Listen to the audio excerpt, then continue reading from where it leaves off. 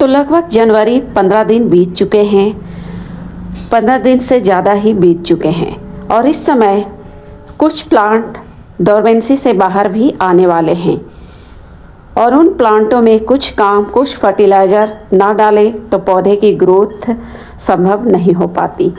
उनमें से एक प्लांट है करी पत्ता के प्लांट, जिसे लोग मीठा नीम के नाम से भी जानते हैं। तो इस समय करी पत्ता के प्लांट पर कुछ फर्टिलाइज़र जो आपको करना बहुत ही ज़रूरी है, ताकि आपके प्लांट आने वाले समय में बिल्कुल जंगल जैसे घने हो जाए। तो वेलकम फ्रेंड्स, आप सभी का स्वागत है फिर से एक नए वीडियो के साथ। आज की इस वीडियो करी पत्ता के प्लांट पर लाई हूँ कि इस समय करी पत्ता के प्लांट पर कौन कौन से काम कर सकते हैं, कौन सी फर्टिलाइज़र डालने चाहिए, ताकि आने वाले समय में ये प्लांट पूरी तरह से हरे भरे और हेल्दी इसमें ग्रोथ दिखे। तो पूरी जानकारी देने की कोशिश करूँगी, तो चलिए जानते हैं।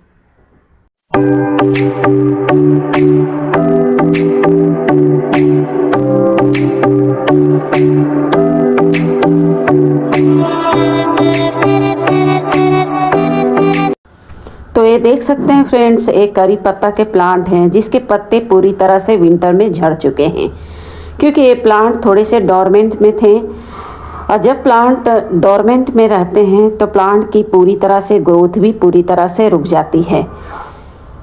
तो ये जो प्लांट आप देख रहे हैं, एक लोहे वाली बाल्टी में लगा रखी हूँ।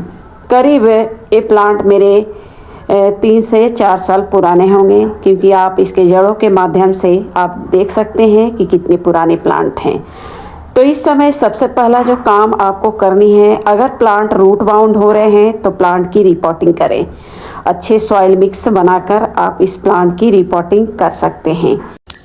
तो मेरे यहाँ प्लांट रूट बाउंड से घिरे हुए नहीं है, तो इसकी रिपोर्टिंग की ज़रूरत नहीं है।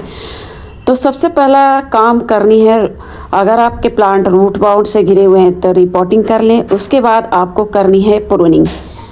आप देख सकते हैं नीचे से बिल्कुल पत्ते ना के बराबर निकल रहे हैं, तो ऊपर से आपको हल्के हल्के ब्रांच को कट कर देनी है, जैसे कि आप वीडियो में देख सकते हैं। इस तरह से कट कर देंगे तो नीचे से पत्ते निकलना शुरू हो जाएंगे।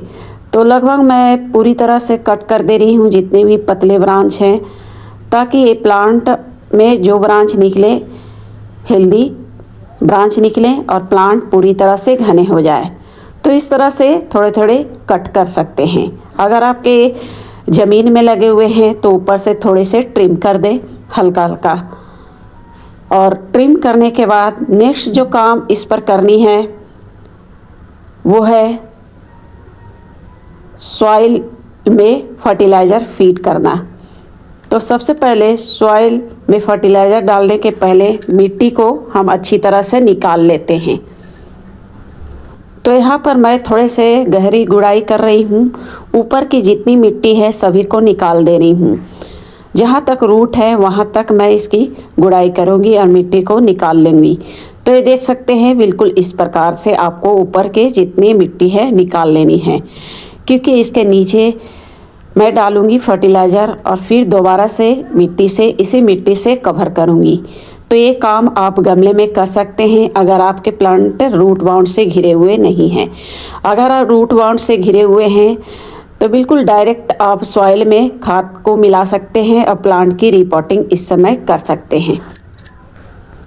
अगर आपके प्लांट रूट बाउंड से घिरे होंगे तो या तो उसके जड़ ड्रेनेज होल से बाहर निकल रहे होंगे, या फिर जड़ पूरी तरह से मिट्टी को जकड़े रहते हैं, जिससे मिट्टी की गुड़ाई भी सही ढंग से नहीं हो पाती। तो अब समझ लें कि आपके प्लांट रूट बाउंड से घिरे हुए हैं।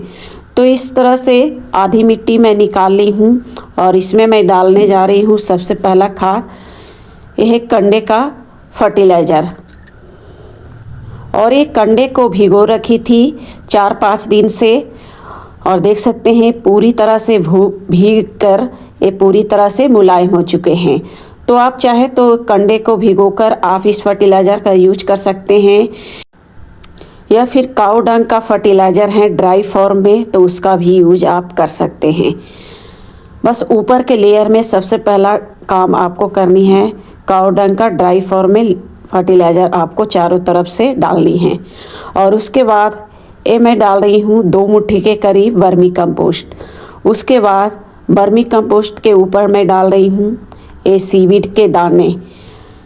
अगर आपके पास दाने अवेलेबल नहीं है ड्राई ग्रेनुअल्स फॉर्म में, तो आप इसका लिक्विड भी बाद में जब मिट्टी कवर कर दे तो उसके बाद लिक्विड फॉर्म में आप डाल सकते हैं। और उसके बाद मिट्टी से अच्छी तरह से उसी मिट्टी से कवर कर दें।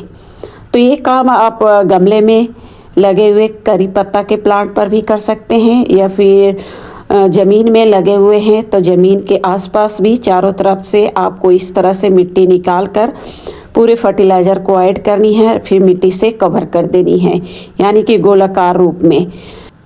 तो यहाँ पर मैं आप देख सकते हैं पूरी तरह से फर्टिलाइज़र भी डाल चुकी हूँ और मिट्टी से कवर कर दी हूँ। बस हल्के पानी भी डाल दे रही हूँ और इसे रखनी है सनलाइट में। और जहाँ पर कट किए हैं वहाँ पर हल्दी के घोल आप लगा दें ताकि प्लांट फंगस से ख़राब ना हो। कभी कभी ब्रांच थोड़े से सूख जाते हैं अगर कटिंग एरिया पर कुछ ना लगाएं, या फिर एलोवेरा के जेल हैं तो उसका भी लगा सकते हैं, या फिर कोई फंगिसाइड पाउडर। तो फ्रेंड्स बस इतना सा काम आप कर लें फरवरी के पहले करी पत्ता पर, तो मार्च तक ये पौधे बिल्कुल जंगल जैसे घने हो जाएंगे। तो मिलते हैं फिर नेक्स्ट वीडियो पर, तब तक के लिए धन्यवाद।